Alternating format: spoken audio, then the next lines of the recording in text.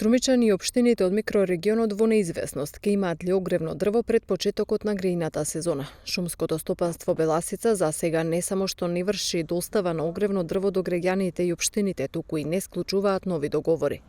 До нашата редакција пристигнаа реакција од граѓани дека уште во февруари и март платиле за огрев, ама се уште немаат добиено дрва. Не знаат ниту кога ќе ги добијат.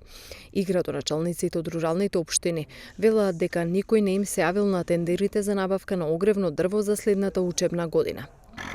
Од шумското предпријатие Беласица велат дека тендерските постапки за сеча на огревно дрво биле се уште во тек и дека додека не поминат огревно дрво нема да се доставува за потоа со поголем интензитет да се испорачува до побарувачите.